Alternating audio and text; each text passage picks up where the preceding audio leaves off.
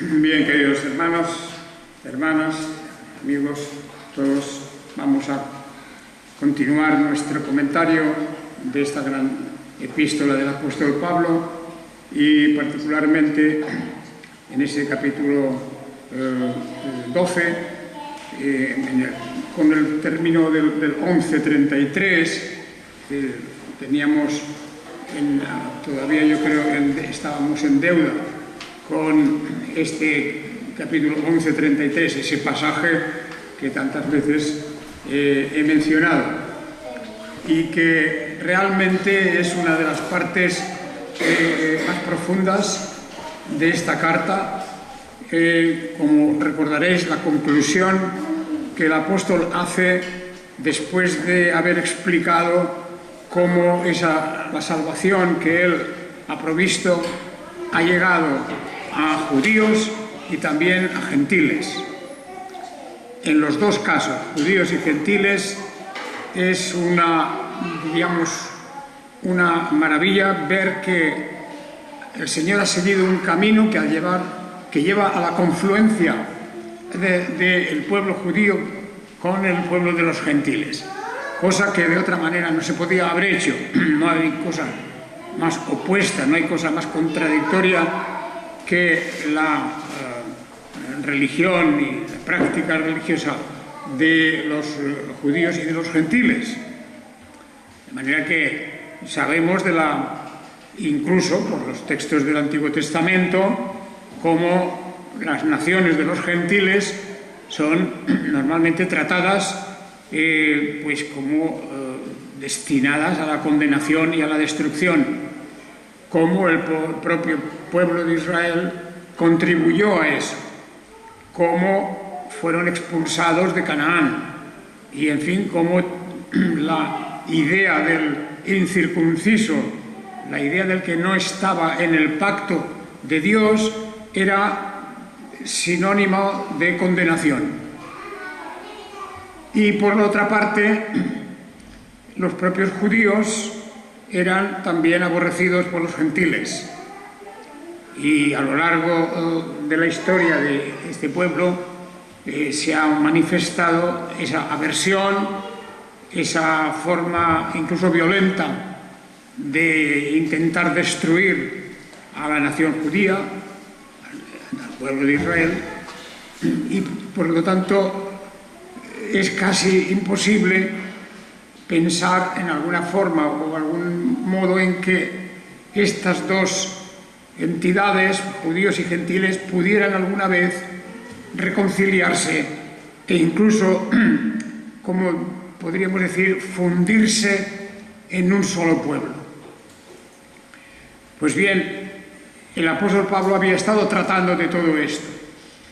Os acordaréis de que al final del capítulo 11, para mostrar Dios su misericordia y el gran misterio que ha ocurrido en el pueblo de Israel, su endurecimiento, el por qué rechazaron al Mesías, eso era en realidad una especie de compás de espera,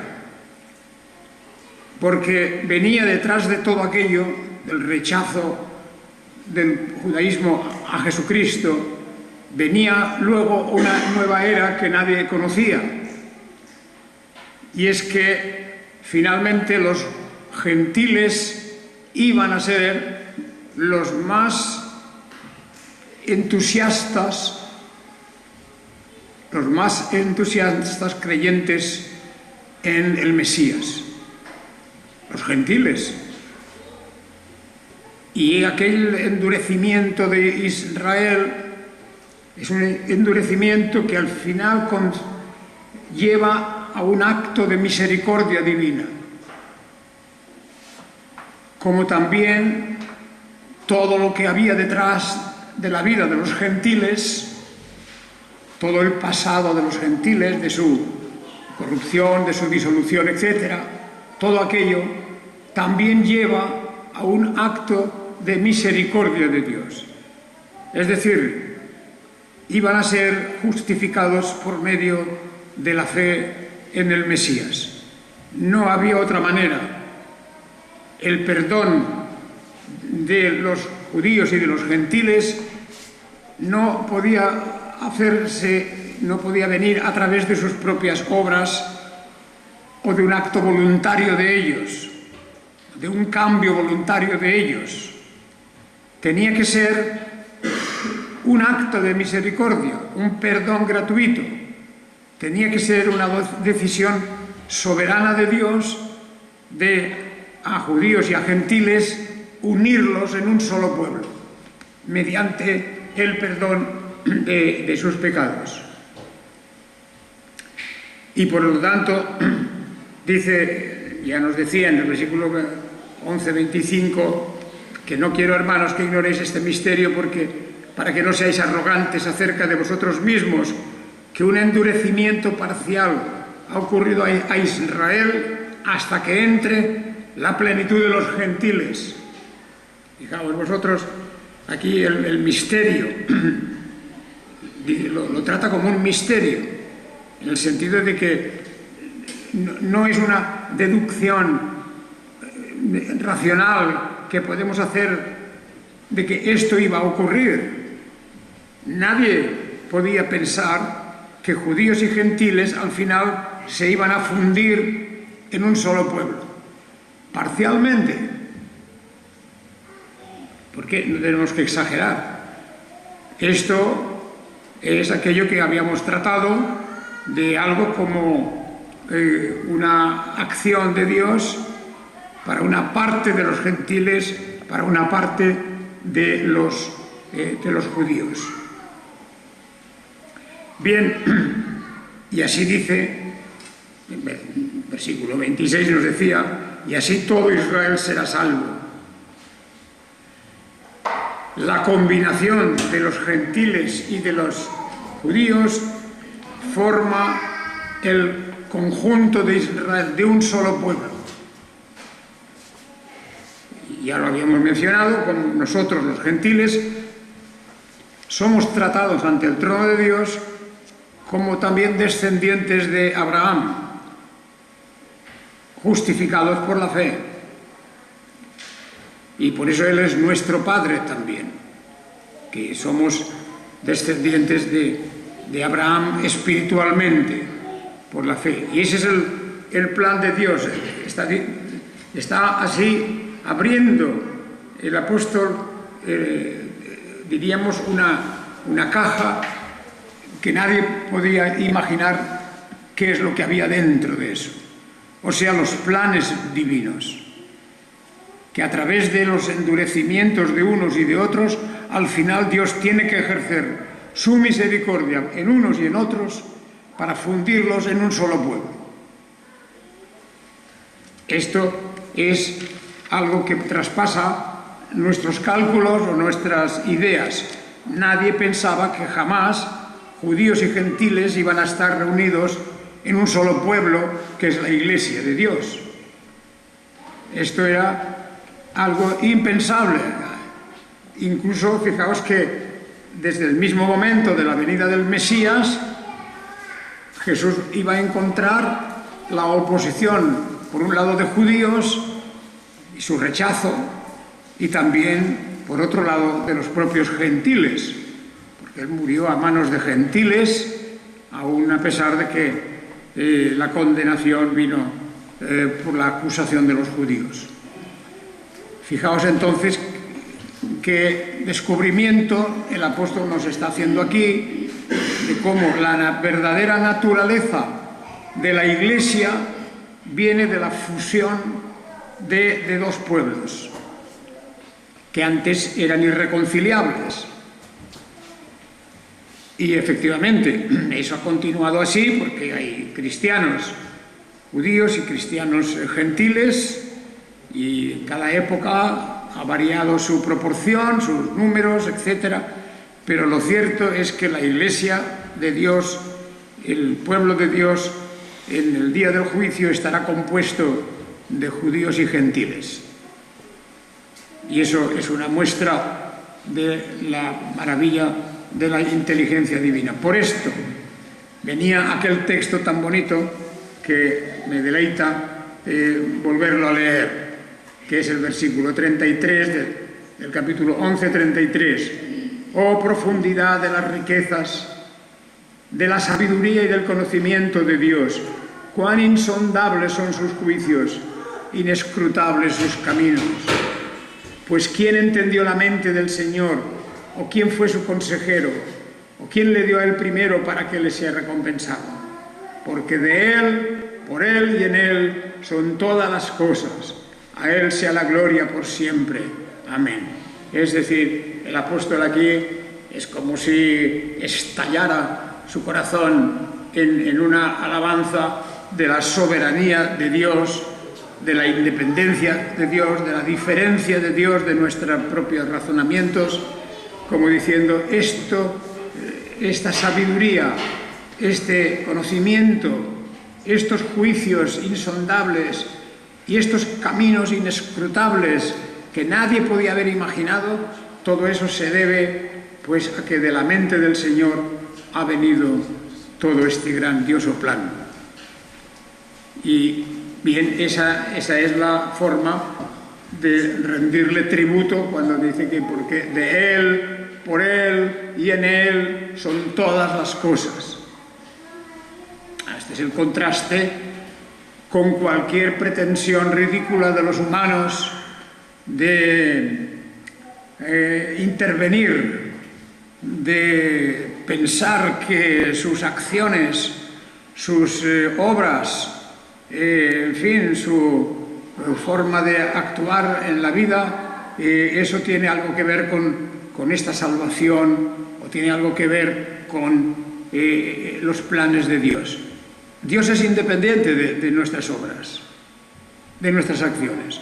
Naturalmente que Él nos va a dictar a partir de ahora cuál es su plan para nosotros, cómo debemos actuar, cómo debemos vivir, pero primero hay que dejar claro que toda esta obra divina, la misma creación de su Iglesia, eso es absolutamente de Él. Y luego nos va a hacer, a partir del capítulo 12 en adelante, porque ya la carta a los romanos va hablando continuamente de nuestros deberes, de nuestra forma de vida, etc. Pero que quede claro que eso no se puede poner primero. Eso no es lo primero. Lo primero es esto que estamos diciendo sobre la obra divina de la redención y de esa salvación por gracia.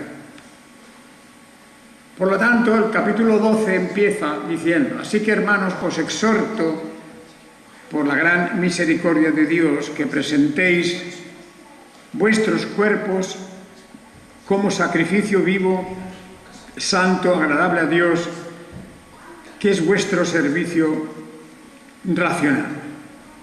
Es un texto un poco controvertido porque, aunque está apoyado en la idea del sacrificio, de los sacrificios del Antiguo Testamento, evidentemente hay cosas que son diferentes, que varían. Cuando dice que, de una manera, como vemos, muy humilde, os exhorto por la gran misericordia de Dios, o sea, no está aquí dando una orden de tipo militar, ¿verdad?, sino que es para convencernos. Porque quede claro que la conducta cristiana no es una forma mecánica de hacer las cosas. No consiste en, bueno, se hace porque así lo hace todo el mundo, o en las iglesias, o en donde sea. Nuestra conducta ha de venir de nuestro contacto directo con la palabra de Dios y del conocimiento de qué es lo que agrada a Dios. Que solamente podemos saberlo por una buena lectura de la Biblia, una buena lectura de la Escritura. Esa nos convence, nos moldea. Y aquí el apóstol pues dice que os exhorto por la gran misericordia de Dios que presentéis vuestros cuerpos como sacrificio vivo, santo, agradable a Dios. Habla del cuerpo y no habla aquí del espíritu, del alma, no dice, si dice vuestros cuerpos, se entiende, porque como es un sacrificio de lo que está pidiendo, digamos, está apoyando en la idea de los sacrificios. El sacrificio no atañe al espíritu. El sacrificio es la muerte. El sacrificio es la muerte. Y el espíritu no muere. Nosotros, aquí se nos dice que esto es un poco metafórico, está empleando una figura que es la figura de los sacrificios del Antiguo Testamento. Pero fijaos, cuando dice que lo presentemos como sacrificio vivo. ¿Cómo puede ser un sacrificio vivo si el sacrificio es la muerte? Aquí tendríamos que recordar el sacrificio de Isaac. Es decir, de aquel que estuvo a punto de morir, que se entregó a la muerte, que fue presentado por Abraham a la muerte, pero que no murió. Fue un acto de obediencia del padre de Abraham y del hijo, Isaac. Un acto de obediencia. Y no murió. Y esto podría calificarse como un sacrificio vivo. Porque un sacrificio vivo, en ninguna otra parte de la Biblia se habla en esos términos. Los sacrificios eran siempre la muerte. Y en algunos casos Dios mismo le dice al pueblo de Israel que ya estaba cansado de sus sacrificios. Porque aquello era algo casi mecánico. Era el sacrificio de un animal y de otro animal, según qué fiestas, según qué delitos, etc. Eran los sacrificios habituales y no había en ellos ninguna implicación real de la persona que llevaba el sacrificio, la víctima. La víctima era un animal, ese animal se entregaba a los sacerdotes, estos lo sacrificaban, lo mataban, y el donante del animal ya se podía marchar tranquilo a su casa. Había expiado sus pecados. Y en otros sacrificios, los que eran de tipo colectivo, los que eran por todo el pueblo, pues lo mismo. Llegando el día del sacrificio, de los grandes holocaustos, por ejemplo, pues la gente tranquilamente sabía que cuando el sacrificio era ofrecido, también sus pecados eran perdonados. Esa era la idea. Pero no era ni mucho menos el sentido que Pablo le estaba dando aquí, porque él no habla de sacrificios que conducen a la muerte, sino de un sacrificio vivo. Es decir, que estando nosotros en vida y a lo largo de nuestra vida nos entregamos y comprometemos nuestra vida con el Señor mismo. Tenemos aquí un compromiso, tenemos una obligación también. Y dice, os ruego pues y os exhorto que entreguéis o presentéis vuestros cuerpos como sacrificio vivo, santo, agradable a Dios. Vuestros cuerpos, ¿por qué? Bien, el cuerpo es una obra maravillosa de Dios y es el instrumento y herramienta por el que vamos a realizar y ejecutar las obras que Dios manda en su ley. Es decir, el cuerpo es necesario, nuestras manos, incluso pues todo lo que significa, como dice enseguida, como un servicio racional. Por lo tanto, la mente entra también aquí. Servicio racional, que significa inteligente. Un servicio inteligente. no es hacer cualquier cosa al tuntún. Inteligente porque tiene en cuenta lo que Dios quiere y lo que Dios no quiere. Por ejemplo, tenemos que una gran parte de lo que llamamos la cristiandad practica un tipo de sacrificio que es la misa. La misa. En esa ceremonia de la misa se consuma el sacrificio de nuestro Señor Jesucristo, una y otra vez y otra vez y otra vez, repetidas continuamente. Cada vez que se celebra la misa, se está celebrando la muerte, no solo celebrando, se está ejecutando, se realiza la muerte, se produce la muerte del Mesías, el cual, según ellos, según la Iglesia Católica Romana, pues la presencia de Jesucristo está en carne y espíritu en la oblea consagrada, ¿verdad?, que es la que el sacerdote presenta como víctima, porque allí, dicen ellos, allí está Cristo y muere. Esto es contrario totalmente a la enseñanza bíblica.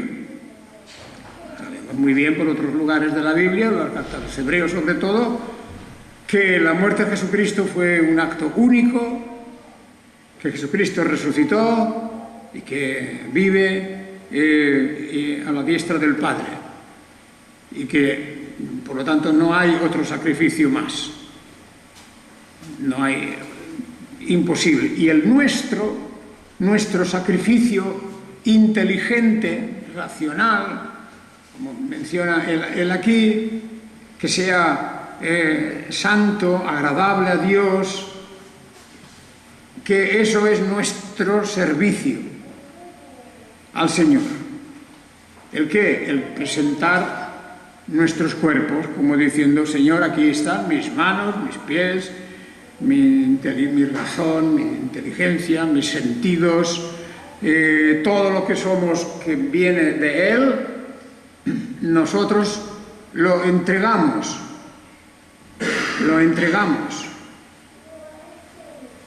Y a continuación, en contraposición a esto, Él dice, versículo 2, estamos en Romanos 12:2, no os adaptéis al mundo, sino sed transformados por la renovación de la mente, para que comprobéis cuál es la voluntad de Dios, lo bueno, lo aceptable y lo perfecto.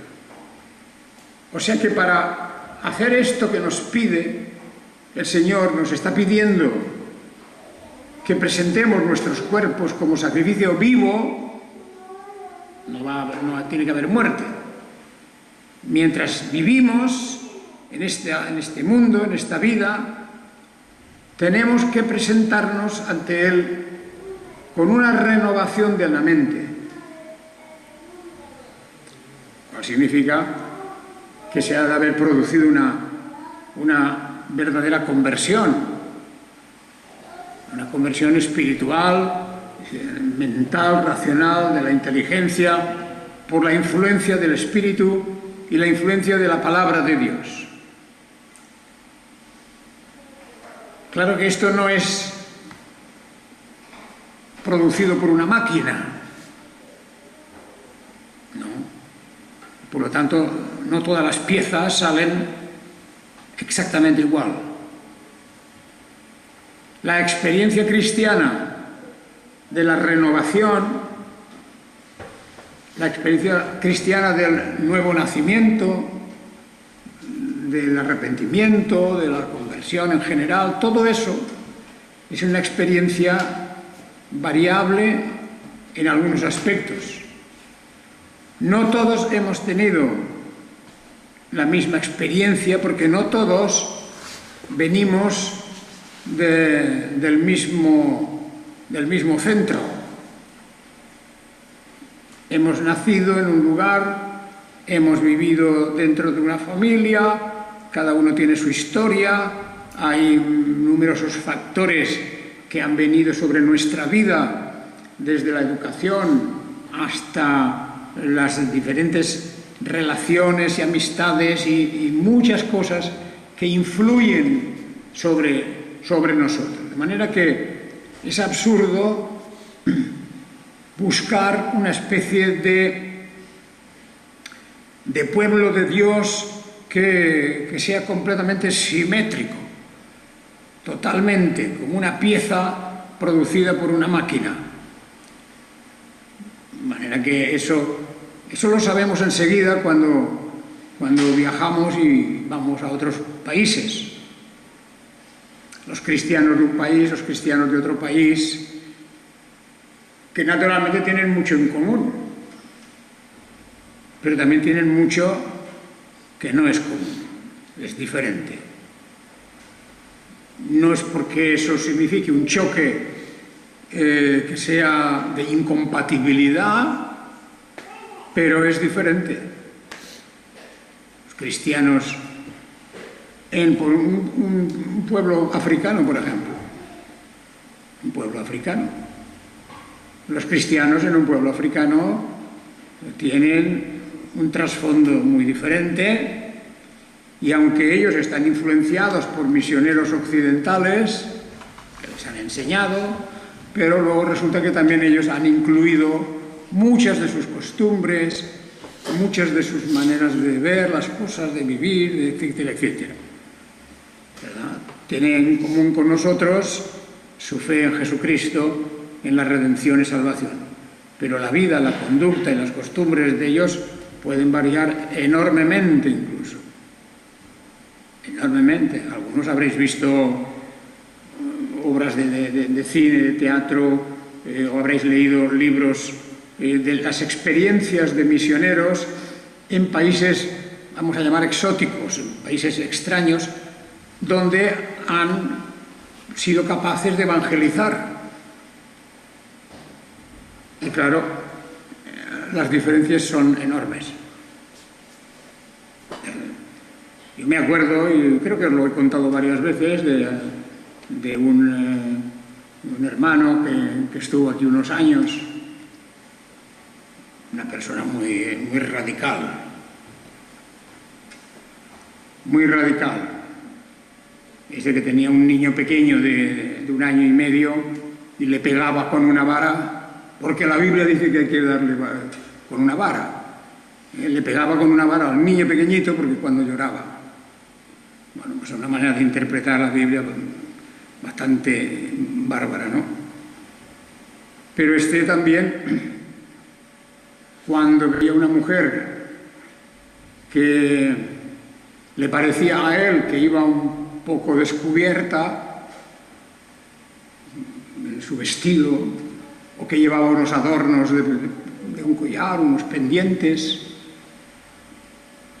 me decía: ¿y esta señora que comete adulterio, usted qué hará con ella? Porque llamaba adulterio al hecho de que llevaba unos pendientes, un collar, y a lo mejor la falda, o llevaba pantalón, porque también hubo una época que los evangélicos consideraban un pecado grave que la mujer llevara un pantalón, malinterpretando un texto bíblico, porque eso sí, la Biblia siempre por delante. La Biblia siempre por delante, pero muy mal interpretada. Bueno, pues a este joven, pues se me ocurrió decirle: bueno, yo sé que en África, lo he visto, las mujeres van al culto con sus pechos descubiertos, porque es una manera normal en la que ellas viven. ¿Qué te parece eso? Le dije. Y el hombre pues se quedó, y digo: y no son 2 o 3, son miles, en diferentes países. El hombre se quedó callado y dijo: pues no sé qué contestar. Digo: bueno, pues ten en cuenta que todo el mundo no es igual que tú. que todo el mundo no es igual que tú, ni de lo que tú has visto. Un hombre que, por cierto, pues, además de maltratar al niño, pegándole con una vara, pues a su mujer la tenía como una esclava. Porque es que según él, la Biblia era eso, su interpretación de la Biblia. Todo esto quiere decir que nuestro culto a Dios y nuestra entrega y nuestro servicio a Dios ha de ser inteligente, racional, dice aquí. Inteligente, es decir, no se puede tomar la Biblia, porque claro, el principio es que nuestra conducta ha de emanar de la enseñanza de la Biblia. Pero una mala enseñanza o una lectura precipitada, sin base de las Escrituras, pues bueno, la Biblia se convierte en una maldición para la persona. Claro, porque las tergiversan. Y la tergiversación de la Biblia es lo peor que puede ocurrir dentro del pueblo de Dios, en una iglesia, en una familia, para la misma persona. Estas cosas que el apóstol Pablo dice, que es que entreguemos nuestros cuerpos como sacrificio vivo, santo, agradable a Dios, que es vuestro servicio racional, inteligente. Y aquí entraría la enseñanza bíblica completa como nuestra lectura de la Biblia ha de ser en función de un principio, y es de que la Biblia se interpreta ella misma. La Biblia se interpreta ella misma. No es una cuestión de hermenéutica ni de ninguna ciencia auxiliar para entender la Biblia. La Biblia es un libro para autodidactas, porque ella misma nos está enseñando lo que quiere decir. Si somos perseverantes y constantes y la vamos leyendo, lo que en un lugar no comprendemos, más adelante se nos aclara. Y esto es lo que importa, sobre todo, pues, en relación a el primer paso que hemos de dar en la vida cristiana, que es el conocimiento de las Escrituras, la lectura personal de las Escrituras. Eso es el paso necesario para seguir avanzando. Claro, algunos dirán, bueno, pero es que hay mucha gente que hace eso y luego cada uno interpreta de una manera. Eso es posible, sí, eso es posible. Porque la interpretación es un acto humano. Es un acto humano, un acto que procede de nuestra propia mente. Y el apóstol Pablo habla de los que tergiversan las Escrituras, ¿verdad? Y en la iglesia antigua, primitiva, del primer siglo y segundo siglos, pues aparecieron cantidad de interpretaciones diferentes de muchas cosas. De muchas cosas. Pero poco a poco la balanza se va nivelando y al final hemos llegado a un consenso general en una gran parte de la cristiandad sobre lo que significa el texto bíblico, el texto de la palabra. Esto es el servicio racional, el servicio inteligente que nos ofrezcamos como sacrificios vivos. Por lo tanto, que durante el tiempo que dura nuestra vida, hemos de actuar como en un sacrificio que se ha entregado a Dios. Se ha entregado. ¿Qué quiere decir eso? No quiere decir que todo el mundo tenga que ser monje, ni pastor, ni nada de eso, no.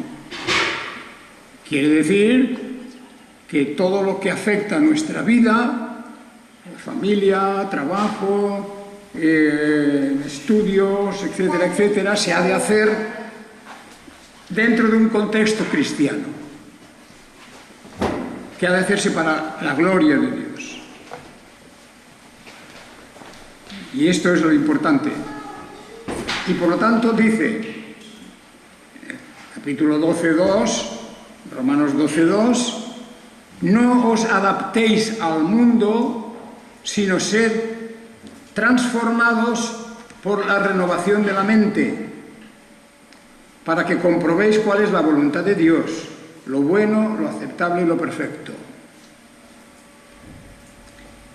Esto de adaptarse al mundo, alguno pensará, bueno,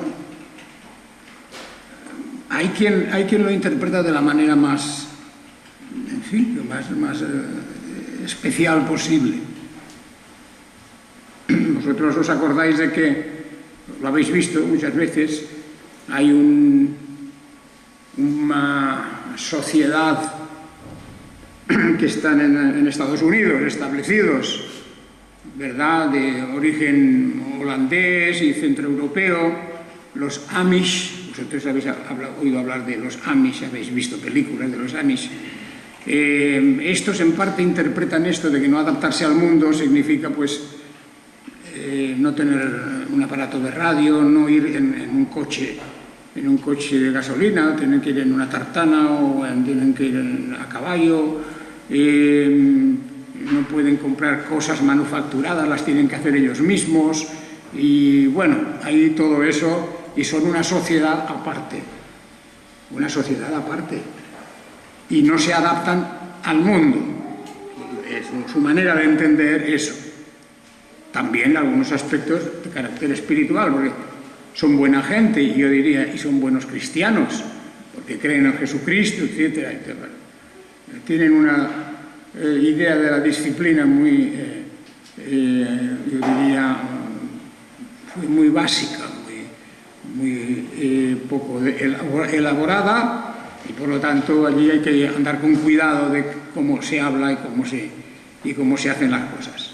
En esas comunidades que viven en el campo y que no conocen nada de la industria ni conocen nada del mundo actual. Pero eso no es lo que dice el apóstol Pablo. Cuando dice no os adaptéis al mundo, pues significa que moralmente, ideológicamente, no nos adaptemos a aquellas cosas del mundo que claramente chocan con la palabra de Dios. Y eso es una cosa que cada uno tiene que discernir. Cada uno tiene que discernir en todos los terrenos. En todos los terrenos hay cosas que suceden en el mundo de hoy que uno no puede aceptar. La mentalidad del mundo, en orden a muchas actividades de la vida. Y uno tiene que saber diferenciar lo que está bien y lo que está mal. Indudablemente, porque para empezar hay una actitud materialista en el mundo que es exagerada, porque es cierto que nosotros usamos y debemos usar necesariamente de las cosas materiales, que no son malas en sí mismas, pero vemos una carrera de las gentes de hoy para conseguir las cosas y para llevar una economía completamente de locura por la forma de gastar, por la forma de hacer las cosas. Y el apóstol lo que nos dice es que no nos adaptemos al mundo en general. Pero claro, hay muchas cosas del mundo que son normales. O sea, que no se significa encerrarse en un monasterio. Eso fue como en la Edad Media lo entendieron pues aquellos monjes y monjas y el origen de estas órdenes, muchas de ellas era esto, que para no adaptarse al mundo, pues físicamente se enclaustraban en un convento y allí no veían nada del mundo ni se enteraban de nada del mundo. Pero esto no es lo que dice la Biblia. La Biblia, al contrario, dice que el cristiano tiene que arrojar su luz sobre este mundo. El cristiano tiene que influenciar al mundo y que el mundo no le influencia a él. Y por eso, por lo tanto, pues hay que experimentar una renovación de la mente. Y eso lo podemos conseguir leyendo las Escrituras, leyendo buena literatura cristiana y una ética cristiana.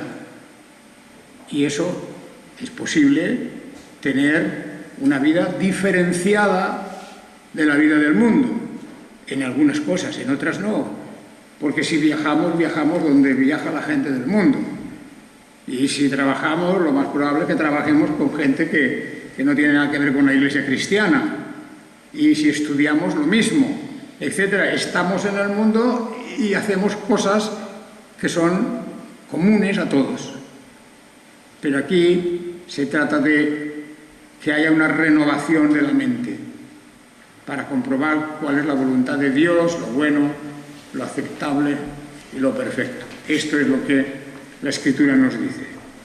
Por lo tanto,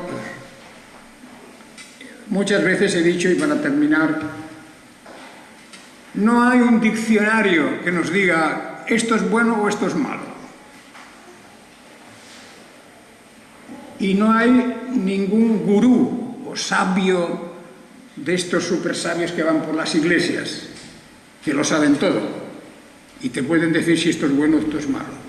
Ellos tienen su criterio. No existe eso. Es decir, esa no es la solución.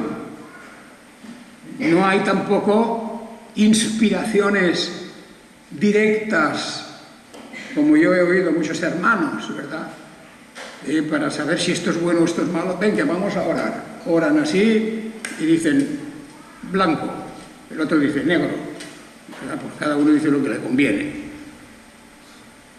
y eso no es así, porque a veces hay cosas que se revisten de pietismo.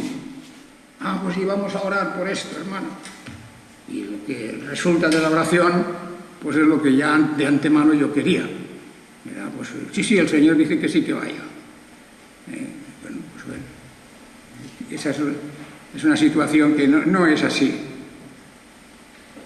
Es la influencia de la Escritura, de la palabra de Dios sobre nuestra vida, y no esperemos, como hay en el mundo de los pentecostales, por ejemplo, pues, iluminaciones repentinas, iluminaciones. Dios me ha dicho esto, que tenemos que hacer esto. Pues a mí no me lo ha dicho. ¿Qué quieres que te diga? Si es una cosa colectiva, ¿verdad? A mí no me ha dicho nada. Esa era, por cierto, el doctor Lloyd Jones, hay una anécdota en que en un culto en la gran congregación que tenía en Londres, pues se levantó un exaltado pentecostal, ¿verdad? Porque el Señor me ha... gritando además allí, ¿no? El Señor me ha dicho que estas cosas no son de acuerdo con la Biblia. Una frase parecida. El doctor Lloyd Jones la apaciguó y dice: hermano, siéntese. Es que mire usted, yo que estoy predicando, a mí el Señor no me ha dicho nada. No me ha dicho nada. Por tanto, que usted cree que Dios le ha dicho eso, pues bueno, pero no, tenía que haber habido una comunicación a aquel que está enseñando la palabra y no a usted, ¿verdad? Bueno, así se quedó la cosa, pero eso es muy frecuente. Revelaciones e inspiraciones personales que no. Tenemos la Escritura, la luz y la constancia en la lectura de la palabra de Dios. Eso es lo que nos dará luz y hará que podamos tomar decisiones en la vida de acuerdo con su voluntad. Bien, que el Señor nos bendiga.